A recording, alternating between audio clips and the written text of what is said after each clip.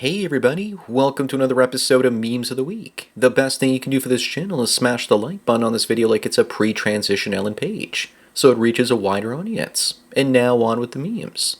Number 1, this woman says that men love being nagged, and that a woman's nagging voice is how pair bonding chemicals are released by the brain. Not this male.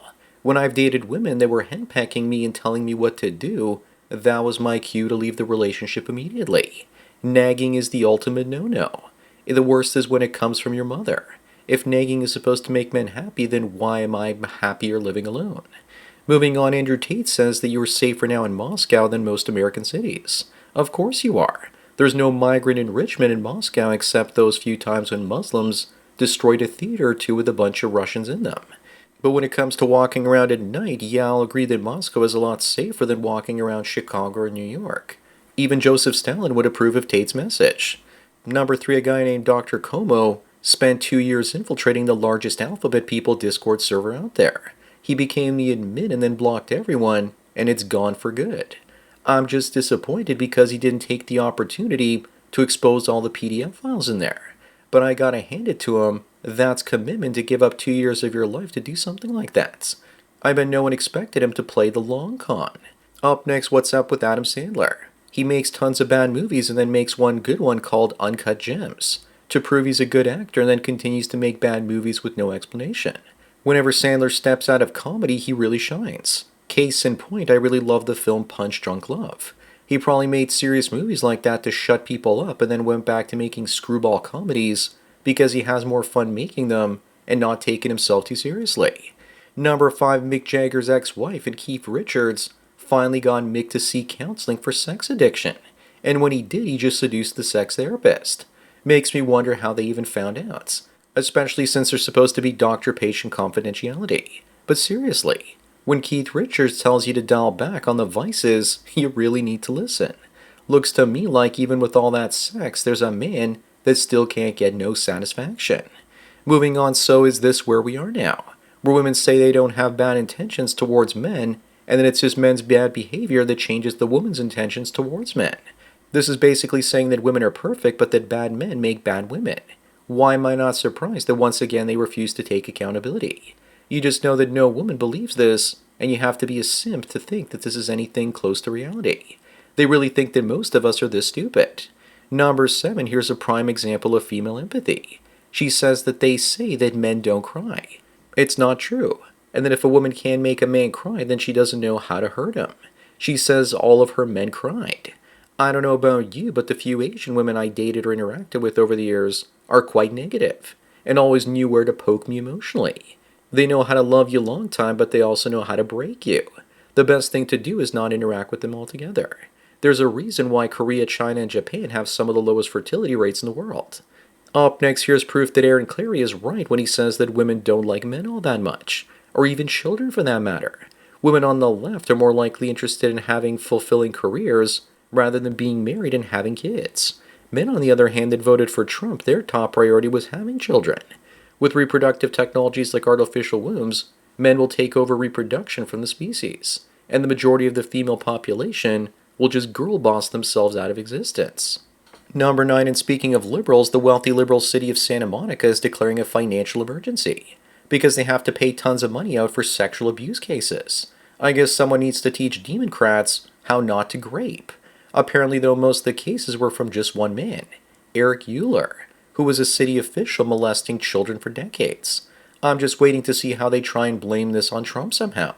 Moving on, this guy's the happiest man in New Zealand because she said yes. Someone then got back to him and said congrats, but be careful because women really generally let themselves go after the marriage. As far as I can tell, that clearly won't be a problem for him. Maybe he's blind and that's why he's so happy.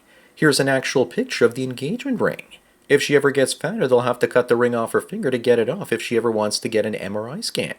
Number 11, this woman says the DNA tests are just another way that men control women's bodies to make sure the child is his.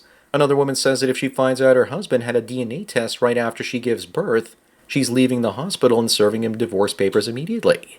Yeah, men shouldn't just blindly trust women, sure. Turd-flinging monkey says that you're oppressing them if you don't let them cuck you and be the beta provider to Chad's baby.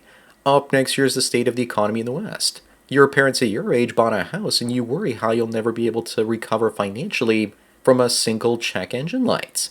Even 20 years ago, you could still get a semi-decent used car for $1,000. Those days are long gone. Now, if something breaks in your car, you need to get a new engine. Replacing it is more expensive than just buying a new vehicle. Even with this insanity, many boomers will blame younger generations to their dying breath. Number 13, Jacinda Ardern, says she made mistakes and was just human. Would you look at that? A washed up politician and COVID tyrant seeking our attention one more time. She got away with forcing jab injuries, deaths, and tyranny, and now she just wants all of us to forget about it and kiss and make up. And to think that once upon a time she was a sweet looking woman that probably wanted to do good in this world before she sold out her soul. Moving on, someone says that here are 4 things that they'll never see in their entire life.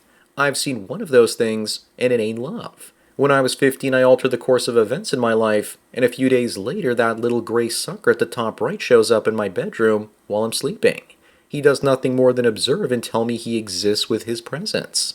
As for love, women say they love you, but in one of my first videos, I realized that they're incapable of it.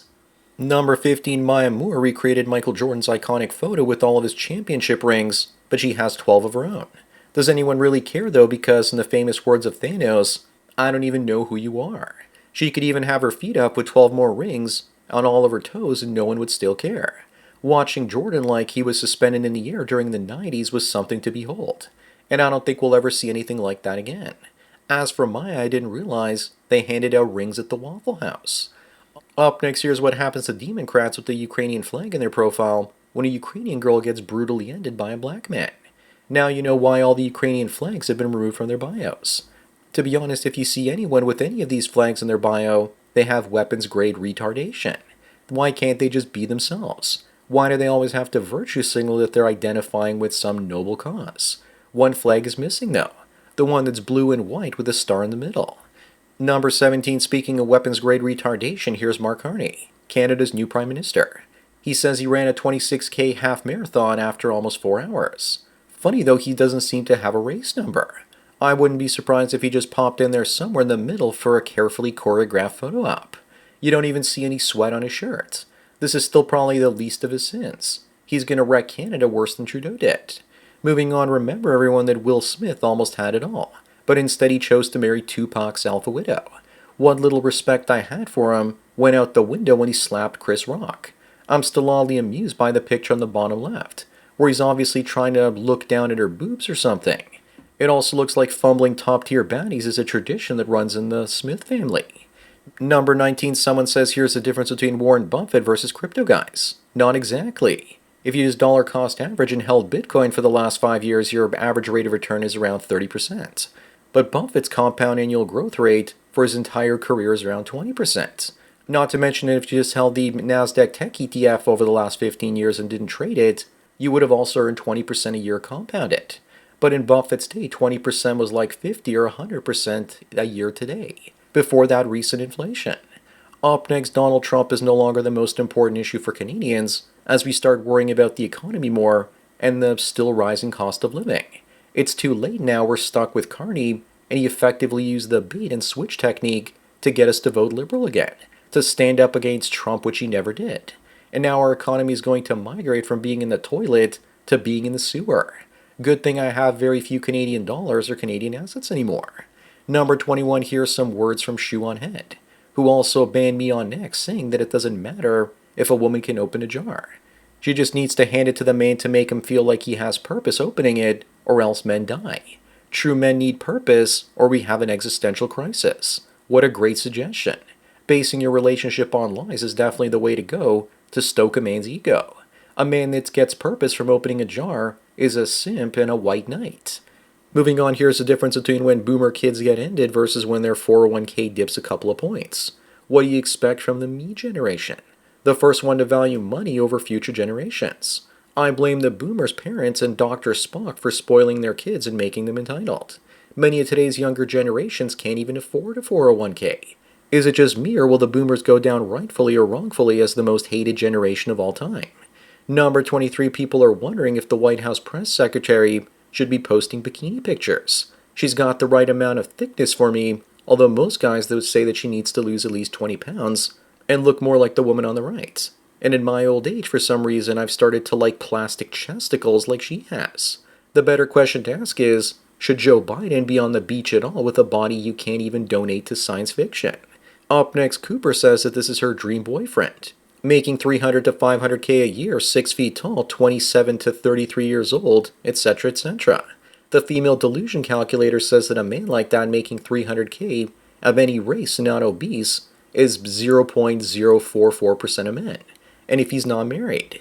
But if he makes closer to 500K, then he's a 0.007% man, or basically that only 7 men out of every 100,000 meet her criteria. The real question is she one of those 7 out of 100,000 women out there? Probably not. Good luck with your cats, lady. Number 25 on the last one, remember everyone, never give up. You can take your perfect form from a sissy trans woman to an overweight incel in only 5 years. In this case, I call this an upgrade because at least this individual got some of their masculinity back in the detransition. Unfortunately, in this day and age, dudes try and go in the opposite direction, and they'll fail miserably at it. So that's it for another Memes of the Week. Please give this video a like to push it up in the algorithm, and so new viewers can find it. If you enjoy this series and want me to keep making it, then donate it to PayPal and subscribe to our links below. Anyways, enjoy the rest of your day, and cheers.